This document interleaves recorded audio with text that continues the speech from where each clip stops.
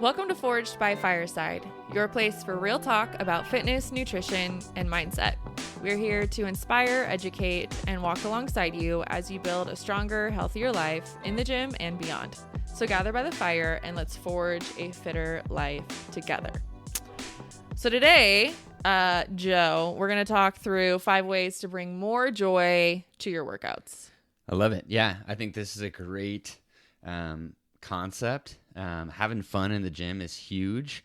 If you're not having fun in your workouts, you're probably not going to do them. And if you don't do them, then we don't have consistency. We don't have a lifestyle of fitness. So having fun, making sure that you're joy-filled when you're working out is a big deal. Yeah. I like to say that I take my fitness seriously, but I don't take myself too seriously. And having more joy is a huge part of that. We're not that big of a deal. I take both seriously. I am. No, I love that. Too. That's great. Fitness is serious. We are not. So first, how to have more joy is to show up more. The more you're in the gym, you're just going to connect with your coaches and your athletes more. You're going to form friendships and community. Even though you may not want to work out that day, you're going to want to hang out with your friends. At least that's how I am with my 9:30 a.m. mom crew. And then the more you show up, the less sore you'll be and the fitter you'll be. And then that's just going to be a lot more fun in the gym, right? I was doing 15 box jumps in a row in Wednesday's workout of this week. And I was super proud of myself because I would not have been able to do that a few months ago. Because you would have peed your pants. Right. But that's because I've been showing up more. So like the gym is way more fun because I'm in way better shape and not dying every single day. Yeah, real quick, just to follow that lineup. She's 6 months out from having our baby girl. But a couple things that you said there that are awesome, and then one thing that's not awesome. First off, I come to the 9:30, so you can't call it the mom class. Crew. Travis and I are there, all right, and we're doing something. But yeah, I love this idea. The whole fake it till you make it thing applies to certain things in life, and this is one of them. Yeah. If you can get through the doors, even if you're not in the mood, even if you're tired, even if the kids were up all night, even if whatever, you fill in the blank, when you get there and you see smiling faces and you get your first fist bump, even if you take it a little easier in the workout, you're there and you're going to be motivated, inspired, and then you can start accumulating some of those rougher days, and suddenly you're consistent and you're seeing all the gains and you're having a lot of fun in the gym. So I love that. Show up more. Yeah.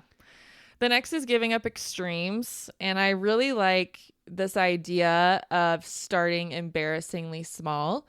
A lot of times when people are starting their fitness journey or restarting their fitness journey after giving up on it, they feel like they have to do the 75 hard challenge, or they have to count and weigh and measure all of their food. And it's these extremes that make fitness really unenjoyable and really kind of stump us in our progress. Yeah, I love that idea. Start embarrassingly small. We'll talk to folks and they'll be like, hey, I'm going to do Whole30. Yeah. Which, by the way, we support. Is a great program, not as good as ours, but they'll say like, hey, this is my 6th time doing it. Yeah. And at that point, it's like, okay. So it's not sustainable. That's pretty clear. Right. Since it's your 6th time. You probably know some of these foods that are inflammatory.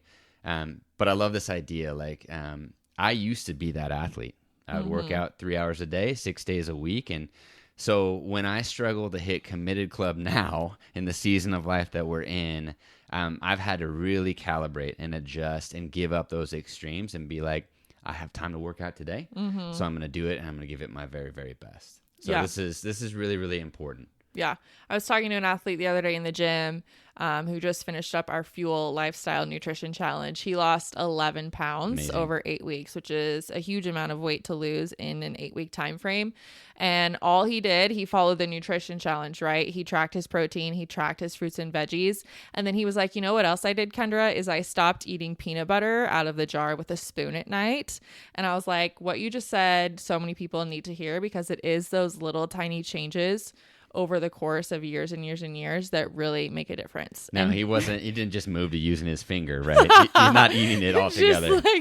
Right. But he skips the peanut butter at night, and it's those like extra 300 calories that over weeks and weeks and weeks really do add up. And it's those small sustainable changes that really make the big difference there. Yeah, and that's what I really loved about the nutrition challenge this time around. It was very much geared towards we can keep this going.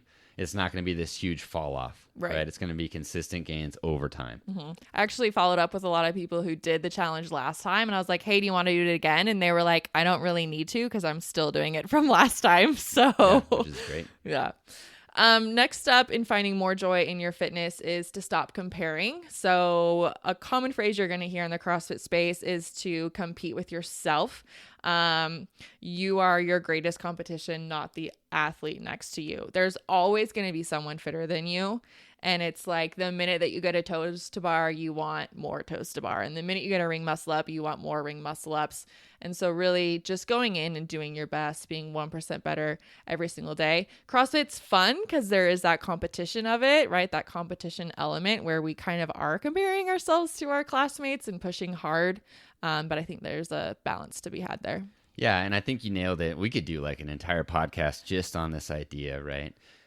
But there's a difference between coming in and trying to leaderboard, right, and coming in and really moving with excellence and making sure that you're having the best possible workout session, right? The leaderboard serves a purpose. Like we certainly love the camaraderie and the community that it builds, and everyone has those athletes that they are like kind of in the realm of and they love to compare themselves to. That's like the healthy version. But if it's ever demotivating or you're contemplating like cutting a rep so that you can hang with that person or something ridiculous like that, not moving with excellence and moving into pain and not the good kind of pain, all of those things are just unnecessary. And that's when it comes down to like, hey, you're here to make an investment in your health. If we're so competitive and so concerned about the leaderboard that we're actually moving the needle in the wrong direction, like something's gone wrong and we need to take a step back and stop comparing. Yeah.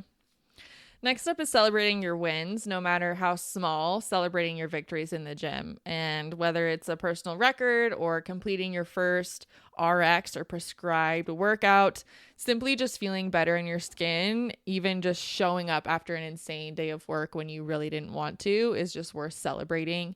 We have a couple new members in the gym and she came up to me and was so excited. I think they've been in for about a month now. And she's like, my pants fit again. And I'm just so excited about that. And I think just celebrating those small little wins are so important. Yeah. And I think that this idea moves into community as well. So as good as it feels to have that win, and we use Sugar Wad, right? So it lets you know and shoots confetti at you if you do get a PR. That feels really good, but also be sure to celebrate others as well. Celebrate their wins. Think about how great it felt when somebody next to you noticed, hey, you did really good in that workout. You strung like 5 total bar together. You did this and that. And then pay it forward. Like be that person who's observing and aware of the PR that the friend next to you got as well. Yeah. Using your fitness is another way to find more joy. At Fireside, we're big believers that fitness should add to your life,